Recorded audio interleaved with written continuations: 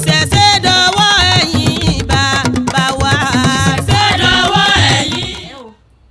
Orúkọ mi ni ọmọbabìnrin Adéjọkẹ́ Ṣómóyè, olùtọ́jú èdè àti àṣà Yorùbá ni mí. Lára àwọn àṣà Yorùbá òun ni ìṣẹ̀ṣe wà. Kí ni à ń pè ní ìṣẹ̀ṣe?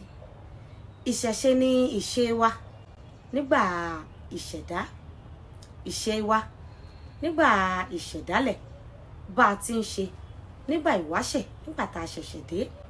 Mo láyọ̀ láti sọ fún yín wípé ìṣẹ̀ṣe kì í ṣe nípa ẹbọ tàbí òrìṣà nìkan. Bó tilẹ̀ jẹ́ wípé àwọn Gẹ̀ẹ́sì tí wọ́n mú ọ̀làjú àti ẹ̀sìn wá fún wa, onírúurú ohun ni wọ́n sọ fún wa nípa àwọn ẹ̀sìn àbáláyé wa. Wọ́n jẹ́ ká mọ̀ pé ohunkóhun tó bá ti tan mọ́ ẹ̀sìn ìṣẹ̀dálẹ̀ àbí ohun àbáláyé wa, ibi àti ìkànnì. Fẹ́ sọ fún yín wípé irọ́ pátápátá ni wọ́n pa.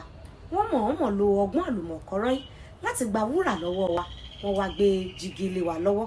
Lára àwọn ìwà ìwáṣẹ̀ wa, òun ni ìwà ọmọlúwàbí, bíbu ọ̀wọ̀ àti ọlá fún ara ẹni, fífẹ́ràn ara wa dénú àti nílò ìlú kan pẹ̀lú gbogbo ènìyàn, nítorí pé ọ̀run ló mọ ẹni tó máa là. Èmi ò wá síbí láti wá sọ nípa ọ̀rọ̀ ẹ̀sìn, nítorí pé Ọlọ́run kan ṣoṣo ló ń bẹ tó dá ọ̀run àti ayé. Ó wà lánàá, lónìí àti títí ayé àìnípẹ̀kun. Olódùmarè ni orúkọ rẹ̀. Àwọn Kristẹni wọ́n á máa bá a sọ̀rọ̀ nípasẹ̀ Jésù Kristi Olúwa wa. Àwọn Mùsùlùmí wọ́n á máa bá Olódùmarè sọ̀rọ̀ nípasẹ̀ Ànábì wa Muhammad sallallahu alayhi wa sallam. Bẹ́ẹ̀ náà ni àwọn oníṣẹ̀ṣe wọ́n á máa bá Elédùmarè sọ̀rọ̀ nípasẹ̀ àwọn onírúurú àwọn òrìṣà wọn. Ó yá, ẹ jẹ́ kí n bi yín, kí ni ìwà ibi tí Odùduwà tó ṣe sí ìran Yorùbá, àbí ìkà wo ni Ọ̀rúnmìlà ló ṣe fún wa? Bó bá ṣe pé lóòótọ́ ní ohun gbogbo tó tan mọ́ ìṣẹ̀dálẹ̀ àwa Yorùbá ló kún fún ibi, kí ló dé o tí gbogbo òrìṣà wa tó ti sọdá sí ìlú òyìnbó? Ọ̀pọ̀lọpọ̀ ẹ̀kú eégún ló ti wọkọ̀ bàálù lọ sọ́dọ̀ àwọn aráabí. Oríṣiríṣi ère tó yẹ kó jẹ́ ohun àmúṣọrọ̀ àti àmúṣọlá wa ló ti sọdá sọ́dọ̀ wọn. Èyí tí wọ́n jí gbé àti ọ̀pọ̀lọpọ̀ èyí tí àwọn baba ńlá wa fi ọwọ́ ara wọn gbé fún wọn. Ẹ wò ó, àkókò ti tó fún gbogbo wa láti jí gìrì, láti ṣe àtúnṣe, bẹ̀rẹ̀ láti ọ̀dọ̀ ìjọba. Iṣẹ́ púpọ̀ ń bẹ lọ́wọ́ àwọn ìjọba wa láti ṣe onírúurú ètò nípa tani ẹni tá a jẹ́ àti ibi tá a ti ń bọ̀.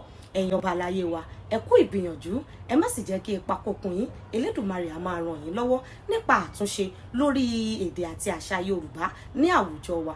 Pábánbárì rẹ̀ òun ní ti ẹ̀yin eléré orí ìtàgé. Àsìkò ti tó fún yín láti ṣe àtúnṣe lórí ipò tí ẹ̀ ń fi àṣà àti ṣe Yorùbá sí nínú àwọn ìfihàn tẹ́ fi wọn gbogbo ayé. Mi ò sí níbí láti sọ̀rọ̀ nípa ẹ̀sìn, nítorí ẹ̀sìn tó bá wọn oníkálukú òun ló lè sìn. Èyí wùn mí òun wọn ló mú ọmọ ìyá kan fẹ́bìnrin ọ̀tọ̀ọ̀tọ̀. Tẹ́nítẹ́ní àkísà níta àtàn. Elédùmarè á ràn wá lọ́wọ́. Èdè àti àṣà Yorùbá kò ní parẹ́, bẹ́ẹ̀ sì ni kò ní parun. Àmín. Adé àfin ìṣẹ̀ṣe tí ń sọ lórí ọ̀rọ̀ láyé o.